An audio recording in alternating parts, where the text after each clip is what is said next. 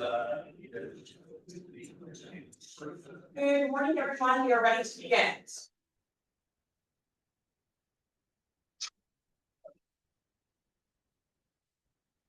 Okay, call this meeting of the facility Facility Development Committee order. Can we get a roll call, please? Thank you, committee members. Piazza, Hugh, Here. Vice Chair Craig Hensley. Here. Chair Zuber. Here. Thank you. We have four. All right, public comments. Do you have any online? Seeing none online. Anybody in the room? Didn't say anything at the last meeting. You better not. All right, consent calendar. There are 2 items. Anybody have any questions about either one? Any public comment Seeing none online. in the room? Entertain a motion to get rid of it. Second. You need a roll call. So we're All right, all those in favor? Aye. Opposed? Motion carries. Item 4 is to adopt a resolution approving amendment 5 to the agreement with Mark Thomas and Company for PS&E for the Oak Grove Station project. Who's handling it? Christine? Yes, with Autumn's help on the last couple, so We'll it'll get be to her. good. Smart. All right, good morning, Chair Zuber and committee members. So next slide. There you go. The Elk Grove project will build a new station near Laguna Boulevard in the city of Elk Grove. It's planned to be a center-loaded platform with an elevated pedestrian walkway. And you can see that in the rendering here, which connects the center platform to the parking area, approximately 3-acre site. We're going to have bus drop-off and pickup areas. The pedestrian walkway also provides access across what will be a second track and the current drainage ditch that you see there. We also, as part of this project, have about 1.5 miles of new track and almost 2 miles of new siding. So it's got a lot of track work along with the station work. Okay, next slide. So the board approved to contract with Mark Thomas in November of 2022, and this was for design and engineering services. It's been amended 4 times since to add electric vehicle chargers. Those are now required by code for any new parking lot. For the new platform requirements from UPRR, and then to modify the design of the pedestrian walkway once we understood exactly how long that span is going to be. So next slide. Amendment 5 is going to continue the design and the engineering services. Specifically, it is going to accommodate the platform shelter design. And this is based on the direction that we received from the committee last fall, incorporating a lot of cost-saving measures that you see here, readily available materials, available lighting, conventional beams, to help bring down the cost of those individual platform shelters. It also will include some design modifications to provide access to the site for the new site to the new track and the switches, so that UPR access their tracks. And then also includes backup power for the elevator. So the pedestrian walkway is going to have an elevator. We need to make sure it has backup power and also has power to include cooling for that elevator shaft, so it can maintain operations in any temperature. And lastly, we're going to Amendment 5 will support some further coordination with U.S. Army Corps and the Water Board as we move into finalizing those environmental permits that we need. This is the 404 and the 401, the Water Act and water quality. So we'll provide for all of those services. Next slide. Project status. I wanted to give an opportunity to give the committee an update on where we are with the Elk Grove project. So the project team is super focused at this point, to the end of the design phase. We are preparing the track plans for 100%. The station plans are at 90% and will be adding 90+ really. And then adding the shelter design. And then also the structures, which are the roadway, the retaining wall and the pedestrian overcrossing are preparing 100% plan sheets. Just to give you an idea of the size and the complexity of the project, we have, I think at this point, our plan sheet is pushing 600 plan sheets. So specifications will be accordingly large. We don't have a sheet count on that yet, or page count on it, but I am expecting that to be a few hundred pages also. So as far as real estate acquisition, we have acquired the 2 properties we need, and then we need 7 easements. Those are all in progress, combination of permanent and temporary easements for construction. And then once we finish the design, we put together all the technical specs, and then we work through our utility and write what our railroad construction maintenance agreements and permits. We will get into the bidding phase and plan to start construction in early 2028. Takes about maybe 2.5 years to complete. That's what we're looking at right now. But we've got a little bit of work ahead of us. The 100% design is that near-term focus for the project team now. Next slide. I'm going to hand it over to the audit to do the procurement. Thank you, Christine. The amendment will handle in accordance with the rail procurement, the rail commission procurement manual. It will increase the contract by about 1.9 million for a new not to exceed amount of a little bit over 5.8 million. The amendment will be effective upon execution by both parties and will continue until completion of the project. And then staff have confirmed that the price of the amendment is fair and reasonable. Funding for this project and for this phase is coming from the Joseph Cycle 3 funding. An allocation request is currently scheduled to go to the CTC meeting this March, which the meeting is the 19th and the 20th for approval. And then once approved by the CTC, the amendment will be executed. If approved today, the remaining budget would be a little over 2 million for this project and for this phase. We have to answer any questions before we make our recommendation. Okay. Thank you. I do have a couple of questions and at a 600 sheet page count. I'm not denying that the work has been done, but we're at about 50% increase over the original award amount. Is that entirely due to changes we've initiated along the way? I mean, the first amendments are kind of within the change order realm of amounts, but this is a pretty significant jump. Is that due to change that we've initiated? Is that due to scope of work they didn't anticipate? Give me a better idea of how we've gone so far beyond what we've written. Sure. A lot of it has to do with the complexity of the construction and the construction sequencing that we've worked out with VP. Right now, because it's a center loaded platform and there's a center track in the middle of it, we have to do somewhat of a design to build part of it, shift over the railroad, build the other part, shift over the railroad, build the third part, pedestrian overcrossing. So there's a lot of build some, move some, and the sequencing lends itself into the complexity of trying to design the project so that a contractor could actually build it in all those pieces and still have UP connect in at the right time.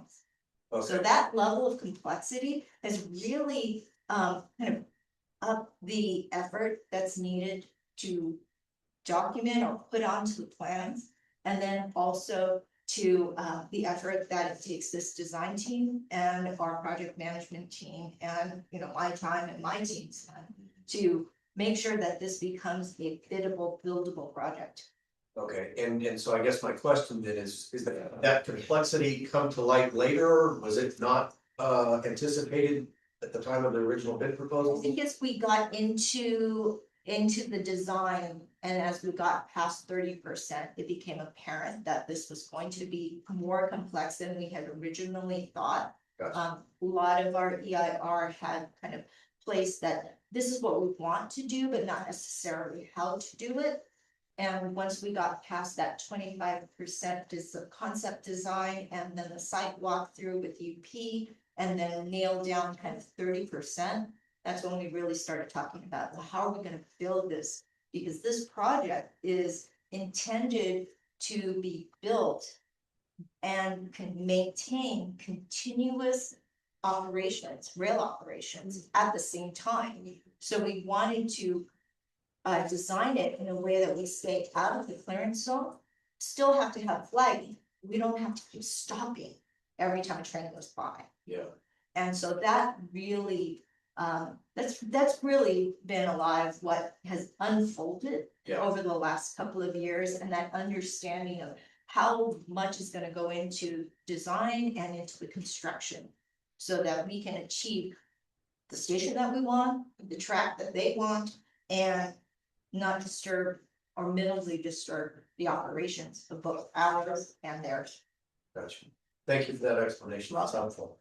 And so then my last question is, we anticipate a start date 2028, and I think I heard 2.5 years of construction, so it'd be delivery 2030, 2031. I'm really working with the team to see what we can do to bring that date in, but yeah.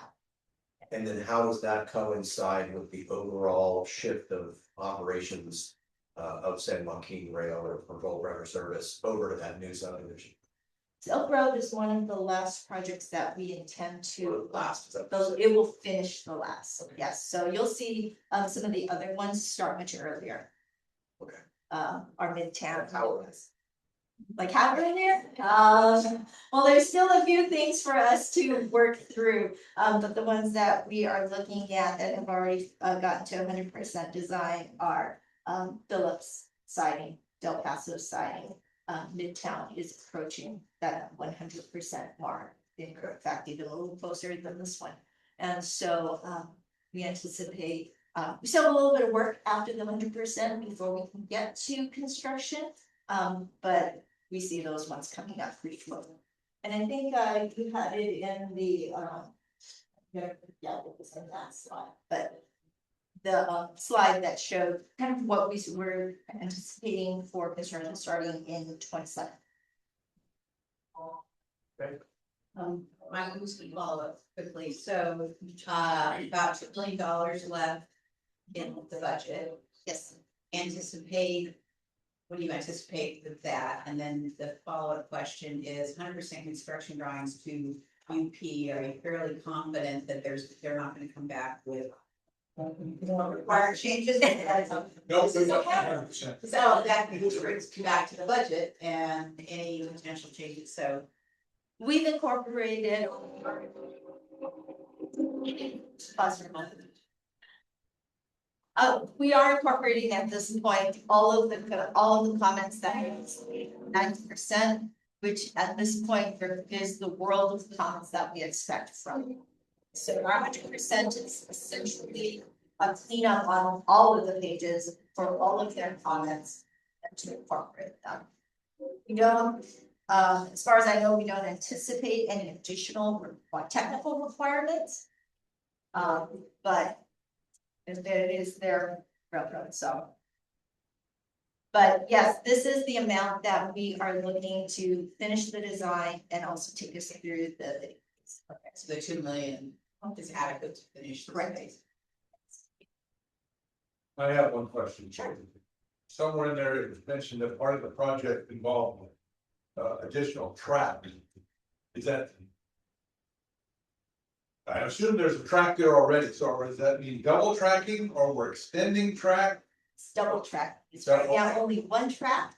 And they're right in the middle of their right of way, and we have to put platform in the middle and 2 tracks on the side. So the existing moves over and the new one goes on the side. Okay, thank you. Any other questions? If you want to know, Supervisor Chiesa has joined our meeting. All right. You have any questions? No. No? Do not. Do we have any public comment? Seeing none online. Any public comment in the room? If there are no further questions, I would entertain a motion. So move to approve. I'll second. All those in favor? We'll have to do a roll call now that we have something on them. Okay. We take it offline. Oh, wait, you know, you're. Great. Committee members, Kiesa, Aye. you, Aye. Vice Chair Craig Hensley, Aye. Chair Zuber. Yes. Thank you, motion passes. All right, item 5 is to adopt a motion establishing a new regular committee meeting date and time for the first Friday of every month at 10:30. The rail. Jackie, you're on. The Rail Commission Board meets just before this committee, and they recently established a new meeting time at 8:30 on the first Friday of every month. And so for our 2 members that sit on that board and staff, we recommend that the committee establish a new meeting time on the first Friday of every month at 10:30 a.m. effective April 3rd. All right. Anybody have any questions or comments? None? Any public comment?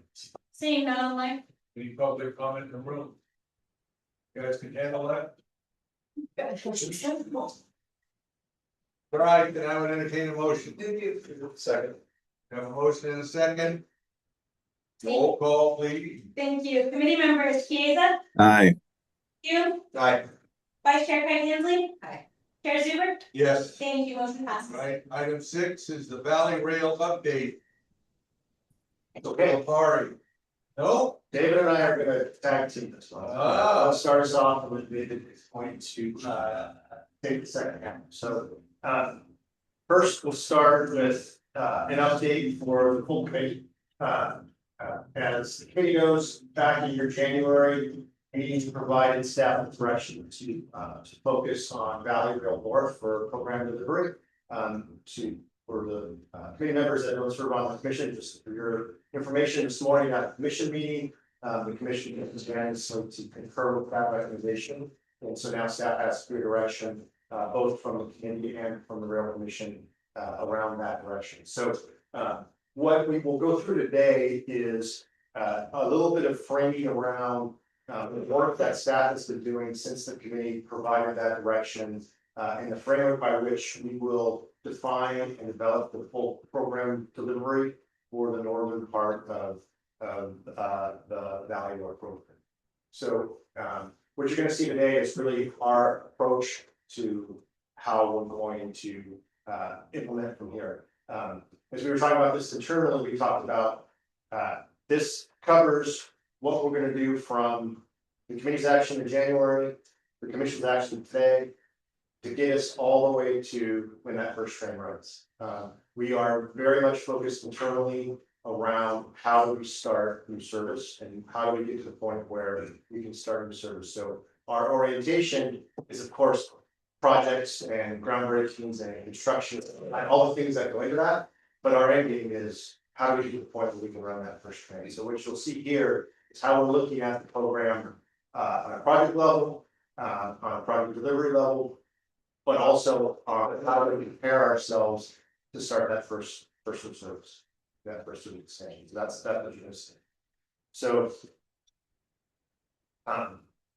as we're looking at the program, wanted to walk through just sort of the criteria that we're considering. This is gonna be a little tedious, so bear with me while I walk through these things, because this slide can go in the workflow, work stream that David are gonna walk, we really are gonna guide our work over the next 5 to 10 years. So this is how we're looking at our program. So on a project by project basis and a programmatic level, we're gonna take in these 7 factors. So I just kind of walk through them so you get an idea of what we're looking at. So based on the committee and commission's direction, we're really gonna focus our grant and our planning strategy around, as I said, the initiation of new service. So how do we align the available funding to make sure that we can get to that point where we can run that first train.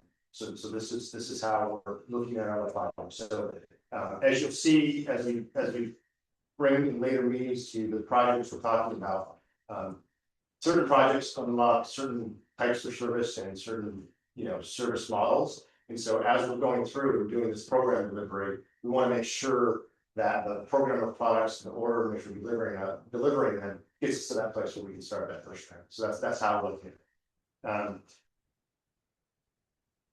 So based on the direction we see today, the goal here is to focus on fully funded projects, but a little bit more than that, fully funded projects with state funding, and that's important for that project delivering that service piece, because those projects with fully funded with state funding provide us the clearest path to start construction and delivery of the project, because our environmental process is much cleaner in that realm.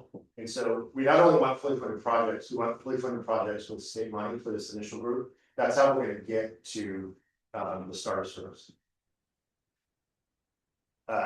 All of our funding is based on benefits that the new service accrued, right? So the VST benefits and the GHG reduction benefits. So all of those are generated by the ridership. So core to all of this is, as we consider the projects we're implementing in the timeline by which we're implementing them, always in that calculation is what is going to give us the biggest bang for our buck, essentially. What is going to generate the maximum amount of ridership that we can out of the basket of projects we're doing. So that's always key.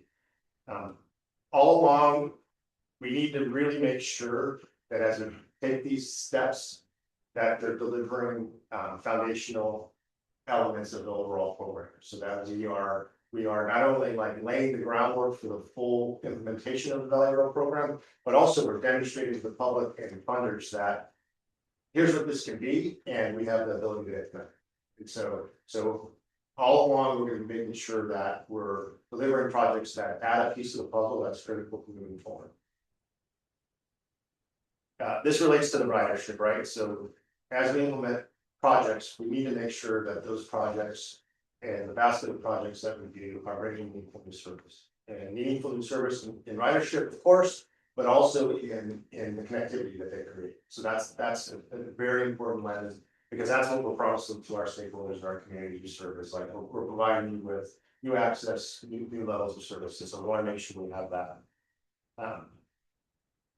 We also have funding requirements. So I mentioned needing to make sure we contribute to those benefits that we promised within the grant agreements, but also our funding all comes with parameters. So as we look at how we align the funding within the projects, we have to make sure we're not only meeting the benefits that were talked about within that grant funding, but also the particular requirements of each funding source that we're meeting those along the way. So it is a bit of a puzzle process to make sure that this funding can be applied to this project, and are we meeting the requirements, and are we providing the benefits that were included in that grant funding. So that's an important piece.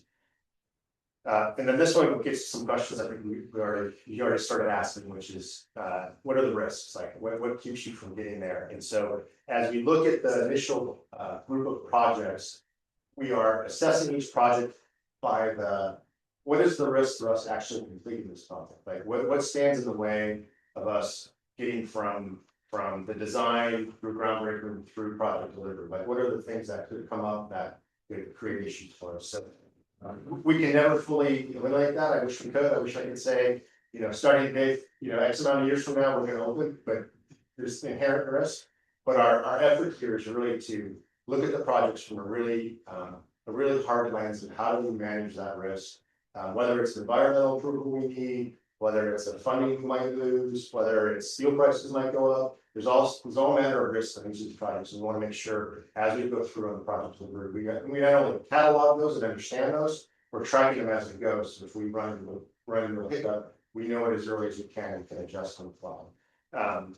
So that is how we're focusing the project delivery strategy and the conversations that we're having internally on a project by project basis. It also is helping to guide our discussions with the host railroads around, like, can we face this differently? Can we do this project before that project? Can we value engineer this other project? All of that is around the goal of how do we get that first train? Delivering the capital we need to deliver to get to that first train. So now David's going to walk us through various work streams in that process. So as Chris just laid out, really the sort of the criteria and the vision, right? Like how do we categorize what we're doing?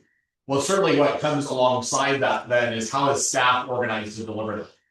And what are the work streams that we're not not all of these things we're just setting up today, but how are we furthering them to meet that criteria? So we'll walk sort of quickly through each one of these work streams and sort of how we're organizing ourselves. So as a part of Valley Rail, it's always been this way. There are a lot of moving pieces, from the capital delivery to the grants piece to preparing for operations. There's quite a few different work streams. And so one of the processes that we are continuing to do is make sure from a program management level and a project management level, we're well organized. So as we're bringing you updates, hey, here's how it's going, we're doing that in an organized way where you can kind of follow along with us. What really is foundational to all of the Valley Rail program is the service plan itself. So there is a real distinct effort on, now with your direction, creating the distinct service plan for revenue service 1. But not just, well, when is that train running? But then how does the rest of the network that you oversee adjust to make those connections that Chris mentioned? Like, how do we maximize all of the trains that are in the corridor, not just new train 1? So that effort is underway, and we're working through and turning through what that makes sense for. How does ACE adjust? How does Gold Runner adjust to make a comprehensive system? That really leads to the capital delivery piece, but not just, well, we're building these projects to get to the service, but also like, how do we track the metrics and milestones along the way so that we're clear on the risks, we're clear on the progress, that we're meeting the deadlines that we're setting. And that really doesn't just lead to internal discussions and making sure we're on track, but also the external times where you'll be engaging with that project, right? Like coming up and putting a shovel in the ground and celebrating a groundbreaking, showing to our funders, showing to the communities that we are moving. So we are like having that organized in a way that we can then tell you, this is when you should expect like these things to occur, and we'll be engaging with you well ahead of time for your schedules. What that then moves us to is, well, how do we fund not just the capital side? We've been talking a lot about that. You approved us to sort of move funds to fully fund the initial segment, but now we need to start working on the operational funding strategy, working with our local like funding partners here in San Joaquin County, in Sacramento, in all the pause.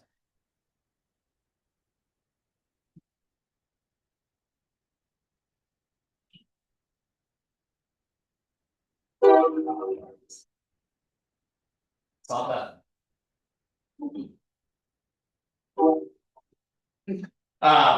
How do we sort of align it, including the Bay Area? So how do we,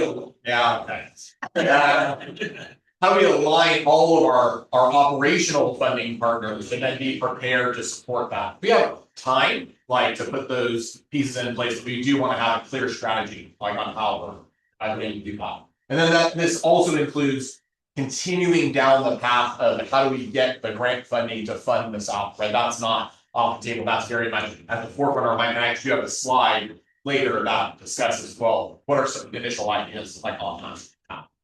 As Chris mentioned, the host railroad is hugely important. As committee member Craig Hensley mentioned in the previous meeting, like making sure that we're moving through UP reviews, really important. So they told us, they essentially put the rail commission on notice, like, we need your direction so that we can prioritize your reviews. So with your direction, this really does solidify, hey, here's the list of priority projects. We got to move those through review and get them to construction. They're clear on that. They're committed to that. But there are a lot of additional discussions to have with them, as Chris mentioned, to ensure that as we move through the program, that our host railroads don't become or continue to become the barrier to project delivery, not only of revenue service 1, but anything beyond that. In addition to that, there's a host of work that needs to happen to prepare for operations. So as we think about, let's say, Natomas, right? We're in a layover location there. We really do need to prepare from an operational perspective. What does it look like for crews to report in Natomas? They don't do that today. What does it look like for the PSR schedules to like be aligned to work from a different location? How does Brian plan to bring the equipment from Natomas into the RMF for maintenance, right? All of that really does need an operational plan, and that's a stream that we're working on. There's a stream that you'll hear about over time.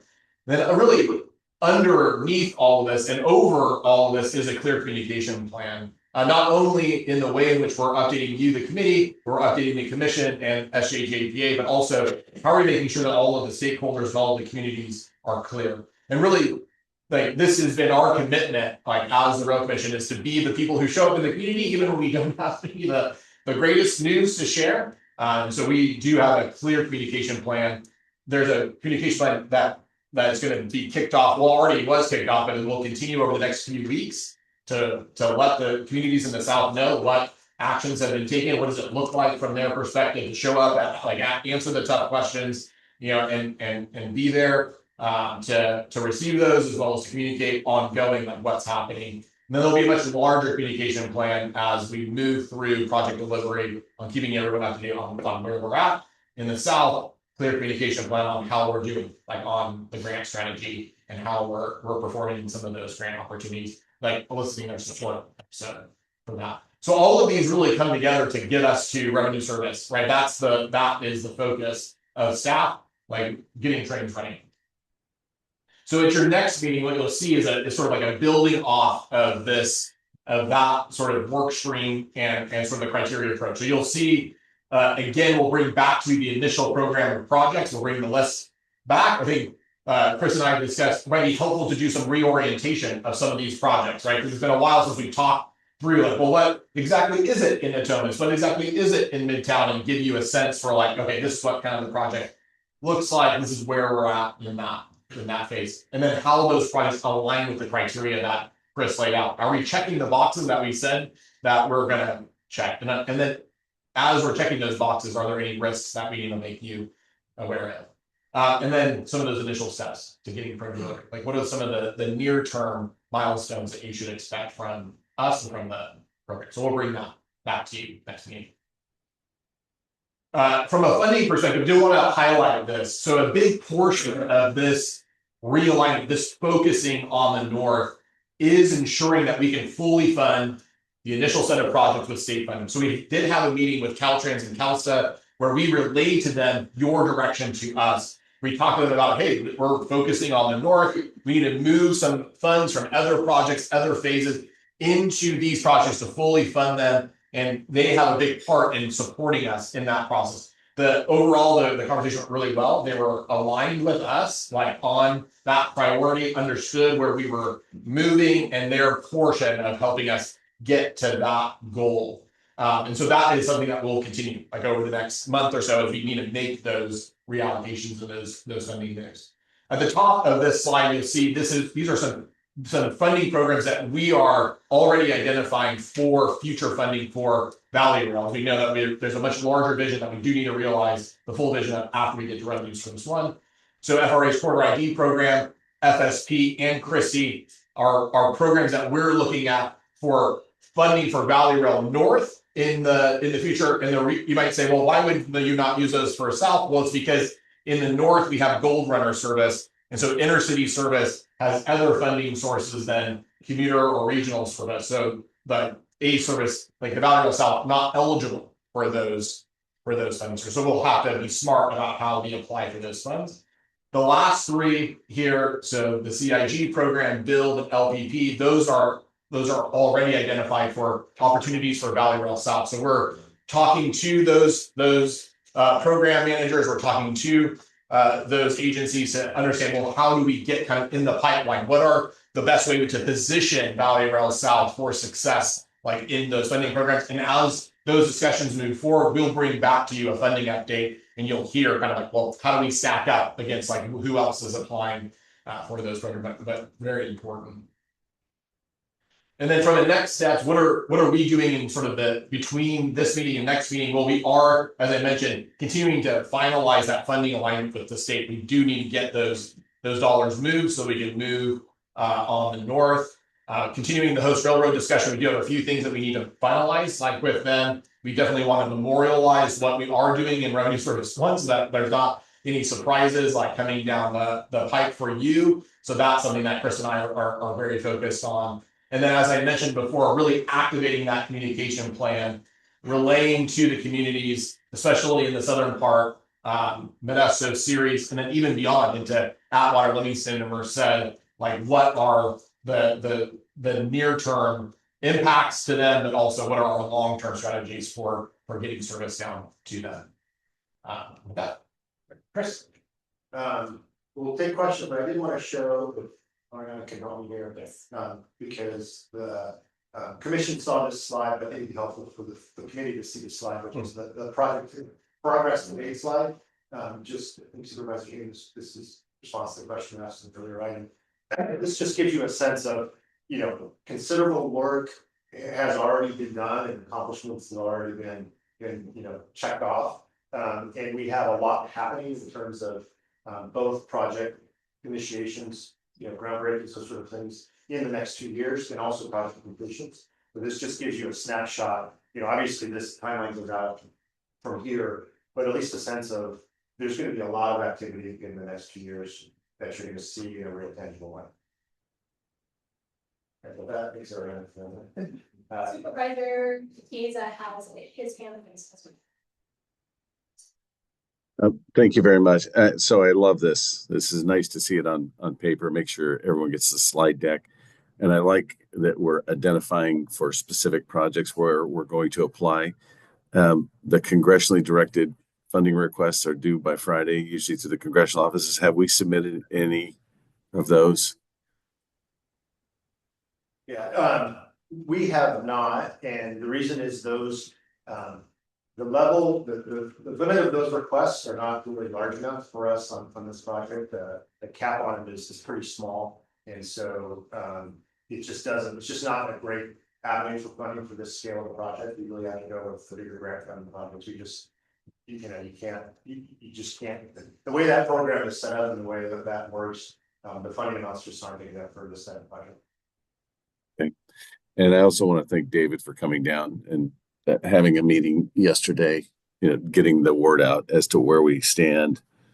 And I think it was fruitful. We had it with Mayor's Wall and here in Modesto, and I know he spoke with Mayor Lopez from Ceres. But thank you very much, David.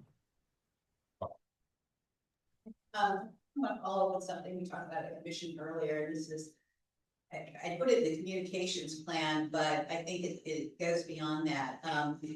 As I mentioned earlier, I want an update on Valley Rail North and progress to the COP, but I would ask to you, Pat, if it would make sense for you all to be getting, for supervisors to be getting an update, because we have lacked visibility. And I think it's really important that there be visibility with the elected officials and the community, just not about the services we're providing, but having them understand how important they are to us advocating, whether it's for grants or other means of support from the state. We need more help advocating for getting the necessary funding to get these projects completed. And I think that we just need to be more informative of the with the elected leaders. So not that you can't deliver that message, Pat, but. No, I hear what you're saying. And I do report out and try and keep, both expectations and, hopes and dreams, in check.